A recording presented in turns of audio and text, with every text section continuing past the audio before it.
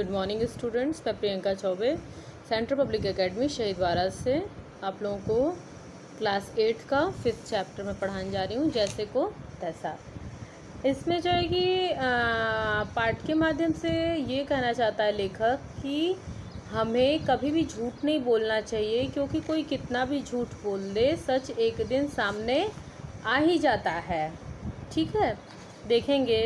सेठ धनीराम काशीपुर में रहने वाले अपने कस्बे के माने हुए धनी लोगों में से एक थे। कह रहे हैं धनीराम काशीपुर में रहने वाले अपने कस्बे के माने हुए लोगों में से एक धनी थे। जो कैरेक्टर हैं, कस्बे के हर दीन दुखी की सहायता करना सेठ धनीराम अपना कर्तव्य समझते थे और कह रहे हैं कि हर दीन दुखी की वो सहायता करते थे। यही कारण था कि कस्बे का हर छोटा प्राणी उनका सम्मान करता था और ये जो सबकी ये मदद करते थे, इसके कारण लोग इनका सम्मान करते थे। परंतु भाग्य विधाता ने जो लिखा उसे कोई टाल नहीं सकता। बुरा समय जब आता है तो इंसान की छाया भी उसका साथ छोड़ देती है। कह रहे हैं लेकिन भगवान का लिखा कोई टाल नहीं सकता था।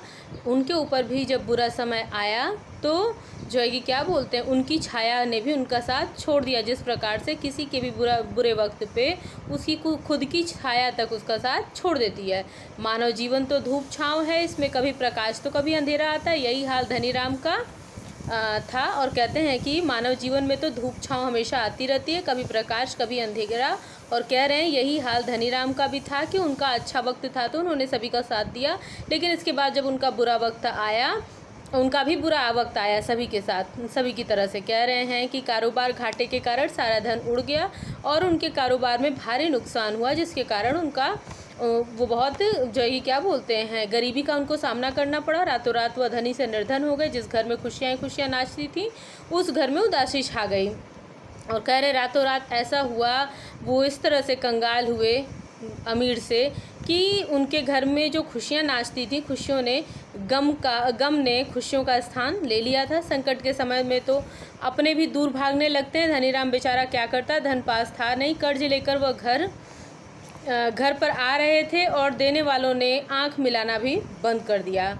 कह रहे हैं कि संकट के समय में अपने तो दूर भागने ही लगते हैं। कहते हैं धनीराम बेचारा क्या करता, धन पास था नहीं और उसने जिसका कर्ज लिया था वो घर पर लेने आ रहे थे और जिस वजह से उसके पास पैसा था नहीं कि वो उनका कर्ज लौटाता, और वो उनसे आंखें इसीलिए नहीं मिला पा रहा था और अपनी आंखें मिलाना बंद कर दिया था उसने। इस दुख के समय में उसने अपनी धर्मपत्नी रुक्मणी का ही साथ रह गया था। और कह रहे हैं बुरे वक्त में उसकी पत्नी ही उसका एकमात्र सहारा रह गई थी। उसने जब अपने पति को इस संकट और इस प्रकार उदास चिंता में डूबे हुए देखा तो उन्हें हौसला देती हुई बोली कि आप दिल छोटा न करें स्वामी, यह माया तो आती जाती रहती है। आज यदि धन चला गया तो क्या हुआ, हिम्मत से काम लोगे तो यह धन आप ही फिर कमा लेंगे। और कहते हैं कि दिल छोटा न करें स्वामी, यह माया तो आती जाती रहती है। यदि धन चला गया तो क्या हुआ, हिम्मत से काम लेंगे तो धन वापस फिर कमा लेंगे। रुक्मणी नया काम शुरू करने के लिए भी तो धन की आवश्यकता होती, जो हमारे पास नहीं है। बिना धन के कुछ नहीं हो सकता। जब रुक्मणी कहती है कि आप दोबारा कमा लोगे तो कहते हैं कि मेरे पास दोबारा कमाने के लिए या दूसरा धंधा करने के लिए धन नहीं है, क्योंकि बिना धन के मैं दूसरा काम नहीं कुछ शुरू कर सकता। तो कहती है कि तो क्या चिंता है, लो यह मेरे गले का हार रामलाल जौहरी के यहाँ गिरवी रखाओ, जो धन मिले उससे जो है कि क्या बोलते हैं, नया कारोबार शुरू करो। लेकिन नया कारोबार यहाँ नहीं बल्कि किसी बड़े शहर में जाकर शुरू करो। और कहती है कि कोई चिंता की बात नहीं है, मेरे हार को तुम गिरवी रख के जो धन मिले उससे तुम नया कारोबार शुरू करो। नया कारोबार तुम दूसरे जो है कि क्या बोलते हैं, बड़े शहर में जाके शुरू करना। अपनी पत्नी की बात सुनते धनीराम को जैसे जोश आ गया।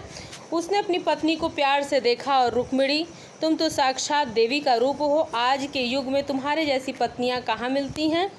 और कहता है कि क्या बोलते हैं, रुक्मिणी को बहुत प्यार से देखता है। जब पत्नी ने उसका साथ दिया तो वो कहता है कि क्या बोलते हैं, रुक्मिणी तुम सच में देवी का अवतार हो, तुम्हारी जैसी पत्नी आज के समय में नहीं मिलती है। कहती है आप मेरे भगवान हैं और मैं आपकी पुजारन हूँ। और कहती है कि मैं आपकी पुजारन हूँ, आप मेरे भगवान हैं। और कहती है मैंने जो कुछ भी किया अपने प्रभु के लिए किया। जाओ देर मत करो, इस हार को देकर कुछ पैसा ले आओ, हम कल सुबह होते ही बड़े शहर की ओर चल देंगे। कहती है कि इस हार को देके तुम कुछ पैसा लाओ, क्योंकि शाम होने वाली है और आप मेरे प्रभु हैं और मैंने जो किया अपने प्रभु के लिए किया। और कहती है कि कल सुबह होते ही हम लोग दूसरे शहर चलेंगे। धनीराम उसी समय सोने का वह कीमती हार लेकर रामलाल जौहरी के पास गया तो उसने अपनी पारखी नज़रों से उस हार को देखते ही समझ लिया कि यह बहुत कीमती है। उसने आधे दामों में गिरवी रखने की शर्त रखी, साथ ही यह कहा, यदि 1 वर्ष के अंदर इसे नहीं छुड़वाओगे तो आपका यह हार जब्त हो जाएगा। और जौहरी ने अपनी पारखी नज़र से देख लिया कि हार बहुत कीमती था और आधा ही दाम देता और कहता है कि अगर 1 साल के अंदर तुम नहीं छुड़ा पाते हो तो मैं ये हार तुमको वापस नहीं दूंगा। रामलाल की बात मानने के सिवा धनीराम के पास कोई चारा न था। जो रुपया उसने उसके माथे लगाया और कहते हैं कि क्या बोलते हैं, उसकी बात मानने के अलावा उसके पास कोई चारा नहीं था और उसने जो रुपया उसके माथे लगाया, दुखी मन से जो भी दिया वो लेके चल दिया। दुखी मन से उसने दूसरी सुबह अपना घर छोड़ दिया, पास ही एक बड़े शहर में जाकर रहना शुरू कर दिया। इतनी बड़ी हवेली को छोड़ने के पश्चात दोनों पति पत्नी किराए के एक छोटे से मकान में रहने लगे थे। नए शहर में व्यापार जमाना कोई सरल काम नहीं था, मगर धनीराम बहुत परिश्रमी आदमी था। उसने गांव से माल लेकर शहर आने वाले किसानों से अपनी मित्रता बढ़ानी शुरू कर दी। उसका प्रेम व्यवहार देखकर सब किसान बहुत प्रसन्न हुए। वह उनसे माल लेकर बेचता और अच्छा मुनाफा कमाता। अब तो शहर से भी धनीराम ने अपनी छोटी सी दुकान खोल ली। कुछ ही समय में उनके जीवन का मानचित्र बदल गया। अब उनके पास काफ़ी धन हो गया जमा, तो उसने अपनी पत्नी से कहा, चलो प्रिय, अब एक बार अपने घर हो आएँ, वहाँ जो अपना हार गिरवी रखा हुआ उसे भी छुड़ा दें। और कहते हैं कि धीरे धीरे उसने अपनी परिश्रम, मेहनत और अपने अच्छे व्यवहार के चलते अपना वहाँ पे जो है कि व्यापार जमा लिया। गांव से शहर आने वाले सारे जितने भी क्या बोलते हैं आदमी थे या फिर जो भी किसान थे, उन लोगों से दोस्ती बढ़ाई और इस तरह से वो वहाँ पे अपना छोटा सा दुकान खोल के वो धीरे धीरे क्या हुआ, अपने जीवन का मानचित्र उसने बदल लिया। बुरे समय से धीरे धीरे उसका सही समय आने लगा। तो एक दिन उसने धर्मपत्नी से कहा कि चलो गांव चलते हैं, एक बार वहाँ जो हार रखा उसको भी छुड़वा ले। दोनों पति पत्नी फिर वापस अपने पुराने कस्बे में पहुँच गए तो गाँव के लोग उनके स्वागत के लिए उमड़ पड़े।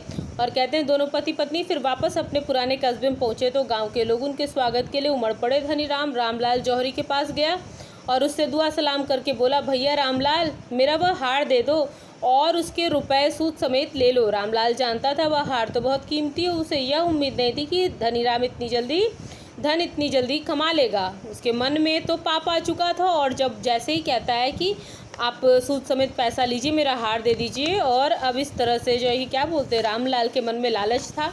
उसको ये नहीं लगा था कि इतनी जल्दी वो हार का पैसा लेके चला आएगा और उसके मन में चोर है। देखिए आगे क्या कहता है कि भैया धनीराम, तुम आ गए, यह खुशी की बात है, लेकिन अब मैं तुम्हें क्या बताऊं, वह हार तो मेरी दुकान से चोरी हो गया, यह नुकसान तो दोनों भाइयों का है। तुम्हारा हार गया, मेरी रकम गई। और कहता है कि दोनों भाइयों का नुकसान हुआ, मेरे दुकान में चोरी हो गई। धनीराम ने रामलाल की बात सुन ली, मगर उसे उसकी बात पर विश्वास नहीं हो रहा था। वह कर भी क्या सकता था। उसने मन में उस पापी को उसके पाप की सज़ा देने की योजना बनाता हुआ वह वहाँ से बाहर निकला तो उसने उसके बच्चे को बाहर खेलते हुए देखा और उसकी बात सुन के धनीराम को विश्वास नहीं होता है, लेकिन वो सोचता है कि इसको मैं सबक सिखाऊंगा और बाहर उसके बच्चे को खेलते हुए देखता है। छोटे बच्चे को प्यार से उसने गोदी में उठा लिया और घर लाकर अपनी हवेली के तहखाने में बंद कर दिया। उसने उसके बच्चे को लाकर हवेली के तहखाने बंद कर दिया। रामलाल ने जब शाम होने पर अपने बेटे को घर में न देखा तो बहुत चिंतित हुआ। उसने अपने नौकरों से पूछताछ शुरू की तो एक नौकर ने बताया कि आपके बेटे को धनीराम उठाए लिए जा रहे थे। रामलाल जब शाम हुआ अपने बेटे को नहीं देखता है, पूछता है तो नौकर बताते हैं कि आपके बेटे को धनीराम लिए जा रहे थे। घबराया हुआ रामलाल धनीराम के पास पहुंचा, उससे पूछा जाकर पूछा कि मेरा बेटा कहाँ है। धनीराम ने हंसकर उत्तर दिया, भैया मुझे क्या पता। कहते हैं हाँ, मैंने एक बाज को उसे उठाकर लेकर जाते देखा था। और कहते हैं कि जब वो पूछता है मेरा बेटा कहाँ है तो कहता है कि मुझे नहीं पता। धनीराम हंसकर कहता है और कहता है कि हाँ, एक बाज को मैंने उसे उठाकर ले जाते हुए देखा। कहता है तुम झूठ बोल रहे हो धनीराम, मेरे बच्चे को तुम ही उठाकर लाए, मेरे नौकरों ने तुम्हें आंखों से देखा था। कह रहा है देखा होगा, मैं तो कुछ कह नहीं सकता, जो मैंने देखा वही बता दिया। कहता है मैं कल राजा के पास जाऊँगा। कहता है ज़रूर जाओ, मैं तो तुम्हें नहीं रोक रहा। दूसरे दिन सुबह होते ही रामलाल जौहरी राजा के दरबार में पहुंचा। उसने राजा को बताया कि धनीराम उसके बेटे को उठा कर ले गया और अब वो उससे वापस करने को तैयार नहीं है। राजा ने अपने सैनिकों को आदेश दिया कि इसी समय जाकर धनीराम को पकड़ कर लाओ। उसी समय धनीराम पकड़ कर लाया गया तो राजा ने धनीराम से कहा, देखो धनीराम, तुमने रामलाल के बेटे को उठाया था और इनसे यह कह दिया कि तुम्हारे बेटे को बाज उठाकर ले गया। बोलो क्या यह झूठ है? कहते हैं कि जब ये राजा के सामने प्रस्तुत हुआ धनी रामलाल, तो धनी रामलाल ने बताया कि मेरे बेटे को ये चुरा ले गया है उठा के।